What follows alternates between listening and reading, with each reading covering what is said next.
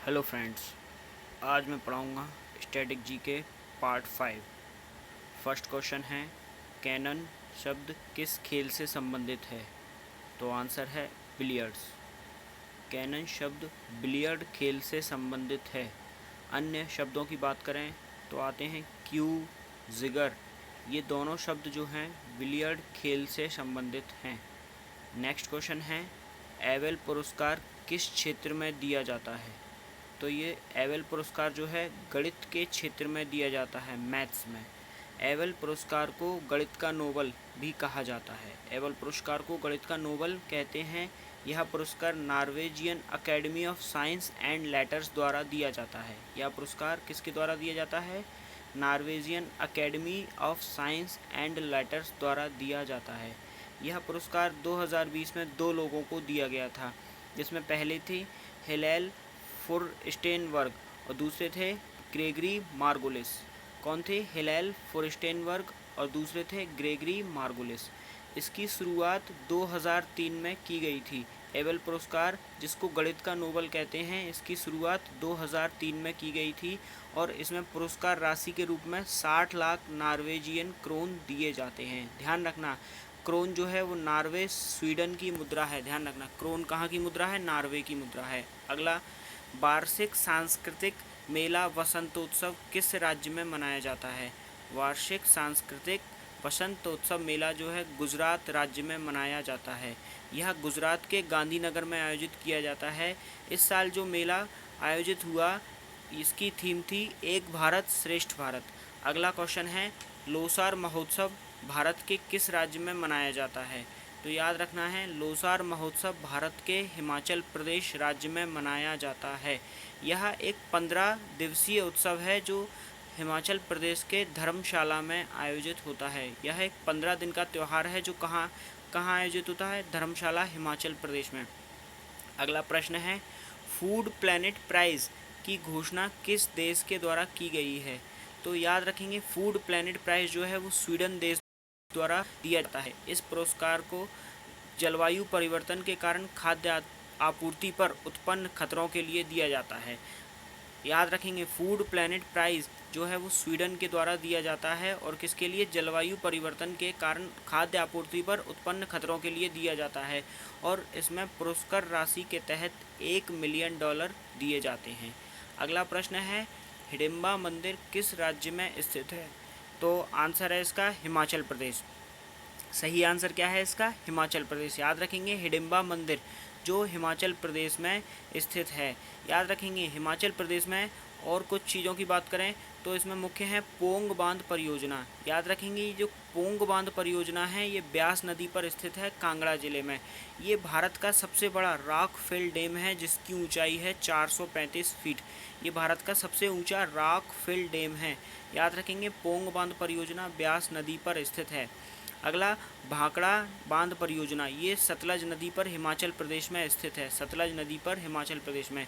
यह एशिया का सबसे ऊंचा बांध है। अगला प्रश्न है, मुक्तोश्री किस खाद्यान्न फसल की किस्म है? तो मुक्तोश्री जो है वो एक चावल की प्रमुख खाद्यान्न फसल है। याद रखेंगे, ये चावल की प्रमुख किस्म है मुक्तोश्री और ये याद रखना पश्चिम बंगाल के चावल अनुसंधान केंद्र के द्वारा इसको बनाया गया है। जो मुक्तोश्री जो चावल की किस्म है, इसको पश्चिम बंगाल के चावल अनुसंधान केंद्र द्वारा बनाया गया है। अगला नेक्स्ट पेज देखें तो देखें, इसमें फर्स्ट क्वेश्चन है, किस राज्य के काले चावल को जीआई टैग दिया गया है? तो याद रखेंगे, काले चावल जो है मणिपुर राज्य के काले चावल को जीआई टैग दिया गया है। वहाँ पर मणिपुर में इस काले चावल को हाक चाव नाम से जाना जाता है। हाक चाव नाम से किसे जाना जाता है? काले चावल को। याद रखेंगे, अन्य राज्यों के भी कुछ चीज़ों को जीआई टैग दिया गया है, जिसमें टेराकोटा जो एक दोमट मिट्टी है, इसको यहाँ पर गोरखपुर राज्य में जीआई टैग दिया गया है। और कदलाई मितई एक मूंगफली की कैंडी है जिसमें कोविलपट्टी तमिलनाडु के कोविलपट्टी जिले को जीआई टैग प्रदान किया गया है। अगला प्रश्न है, ओबरा ताप विद्युत केंद्र किसके सहयोग से स्थापित किया गया है?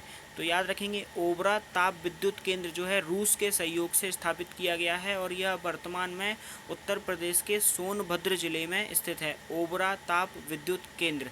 अगला क्वेश्चन है, लेपिस्मा किसे कहा जाता है? तो याद रखेंगे लेपिस्मा जो है वो सिल्वर मछली को कहा जाता है। लेपिस्मा किसे कहते हैं? सिल्वर मछली को कहते हैं। अगला प्रश्न है मोती किस में बनता है? अगला प्रश्न क्या है? मोती किस में बनता है? तो मोती एक पर्ल आइस्टर नाम का एक जीव है, उसकी त्वचा में बनता है। मोती किसमें? पर्ल आइस्टर एक जीव है जिसकी बाहरी त्वचा में कोई कण फंस जाए तो उससे मोती का आवरण तैयार होता है। जो पर्ल आइस्टर एक मोलस्का है तथा इसकी जाति है पिंकटाडा वल्गेरिस। इसकी जाति क्या है? Pinctada vulgaris. मोलस्का की एक जाति है पिंकटाडा वल्गेरिस। अगला है रूबेला वायरस के कारण कौन सी बीमारी होती है? तो याद रखना है रूबेला वायरस के कारण खसरा बीमारी होती है। रूबेला वायरस के कारण कौन सी? खसरा बीमारी। अगला है प्रश्न नेत्रावली अभयारण्य कहाँ स्थित है? तो ये जो नेत्रावली अभयारण्य है ये गोवा राज्य में स्थित है। ये चर्चा में क्यों है? क्योंकि यहाँ पर हाल ही में ब्लैक पैंथर देखा गया है। अगला प्रश्न है खैरागढ़ संगीत विश्वविद्यालय कहाँ स्थित है? तो याद रखना ये जो खैरागढ़ संगीत विश्वविद्यालय है ये छत्तीसगढ़ राज्य में स्थित है। इसे इंदिरा कला संगीत विश्वविद्यालय के नाम से भी जाना जाता है। खैरागढ़ संगीत विश्वविद्यालय कहाँ है? छत्तीसगढ़ में, और इसे इंदिरा कला संगीत विश्वविद्यालय के नाम से जाना जाता है। अगला क्वेश्चन है भारत में कितने बायोस्फीयर रिजर्व यूनेस्को से मान्यता प्राप्त हैं? तो भारत में कुल 11 बायोस्फीयर रिजर्व हैं जिन्हें यूनेस्को से मान्यता प्राप्त है। याद रखेंगे वर्तमान में हमारे देश में कुल 18 जैवमंडल आरक्षित क्षेत्र हैं यानी बायोस्फीयर रिजर्व हैं, लेकिन इनमें से केवल 11 को ही यूनेस्को द्वारा मान्यता दी गई है। याद रखेंगे हमारा पहला भारत का जैव मंडल आरक्षित क्षेत्र 1986 में बनाया गया था नीलगिरी, जो वर्तमान में केरल तथा तमिलनाडु राज्य में स्थित है। और जो अंतिम जैव मंडल आरक्षित क्षेत्र था 18वां वो बनाया गया था 2011 में पन्ना राष्ट्रीय उद्यान, जो मध्य प्रदेश में स्थित है। अगला प्रश्न है विश्व का सबसे ऊंचा जलप्रपात कौन सा है? तो याद रखेंगे विश्व का सबसे ऊंचा जलप्रपात है साल्टो एंजिल। वर्तमान में से एंजिल के नाम से जाना जाता है और इसका पूरा नाम है साल्टो एंजिल। ये विश्व का सबसे ऊंचा जलप्रपात है। आइए कुछ फैक्ट्स की बात करें तो याद रखना ये जो साल्टो एंजिल जलप्रपात है ये 979 मीटर ऊंचा वेनेजुएला में स्थित है। वेनेजुएला दक्षिण अमेरिकी देश है, यानी वेनेजुएला देश जो है वो दक्षिण अमेरिका महाद्वीप में स्थित है। और जो साल्टो एंजिल जलप्रपात है इसकी ऊंचाई है 979 मीटर।